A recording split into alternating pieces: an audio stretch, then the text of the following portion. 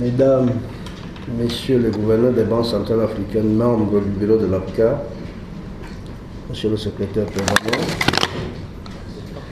distingués invités en vos rangs et qualités, Mesdames et Messieurs,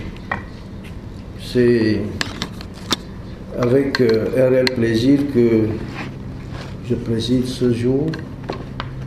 la première réunion ordinaire du bureau de l'Association des banques centrales africaines de l'année 2016. Je saisis naturellement cette occasion pour remercier au nom de mes collègues membres du bureau et à mon nom propre, mon frère et ami le gouverneur Tchemoko Kone, qui a bien voulu que ces assises se tiennent ici au siège de la BCEAO à Dakar, ainsi que pour l'ensemble des facilités qui ont été mises à notre disposition afin d'assurer notre séjour agréable et un franc succès pour nos travaux. Je voudrais remercier également l'ensemble des représentantes des banques centrales qui ont participé aux travaux techniques et qui sont ici présents et qui ont bien voulu effectuer le déplacement de Dakar en dépit d'une modification de l'agenda initial. Je ne peux m'empêcher naturellement de saluer de manière très spéciale la présence du commissaire, M. Marupin, dont la participation active à nos réunions témoigne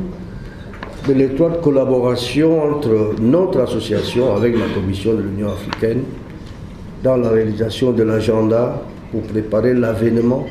d'une monnaie unique en Afrique, telle que fixée par nos chefs d'État et de gouvernement.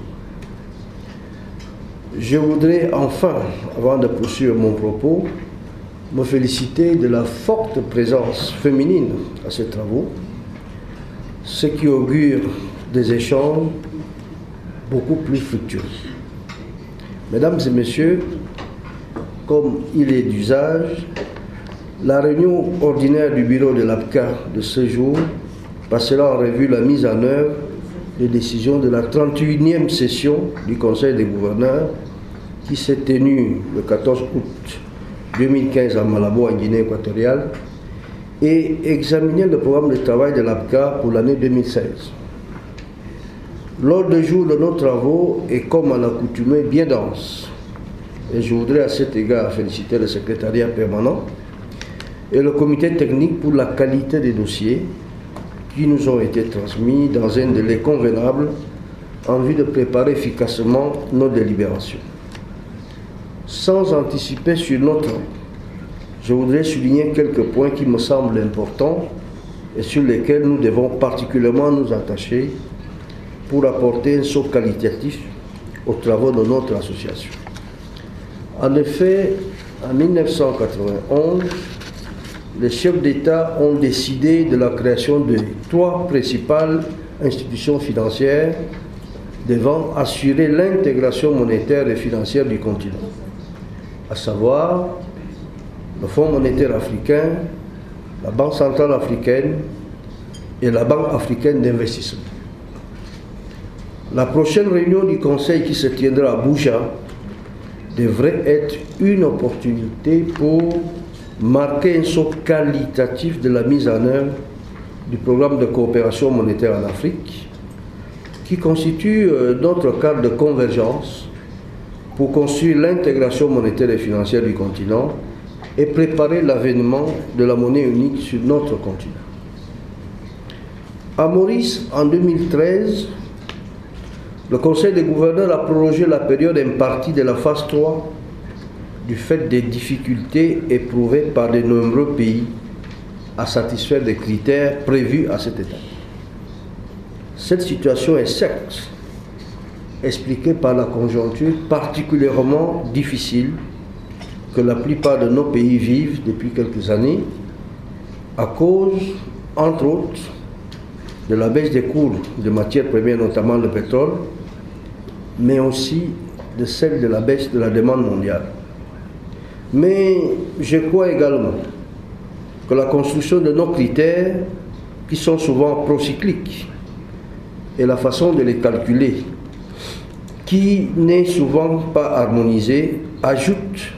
à cette difficulté. Nous devons suivre avec beaucoup d'attention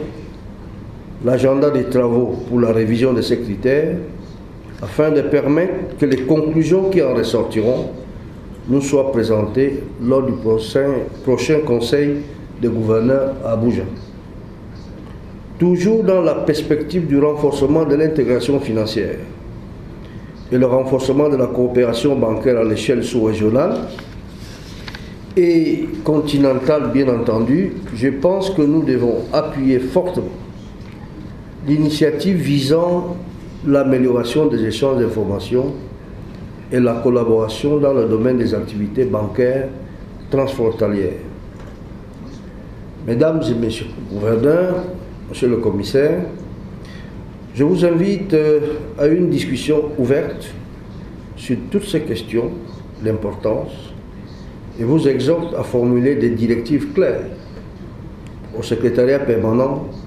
pour permettre la mise en œuvre rapide des décisions de notre Conseil et l'accélération des travaux en vue de la mise en œuvre du programme de coopération monétaire en Afrique. Sur ce, je déclare ouverts les travaux du bureau de l'APCA de ce jour. Je vous remercie.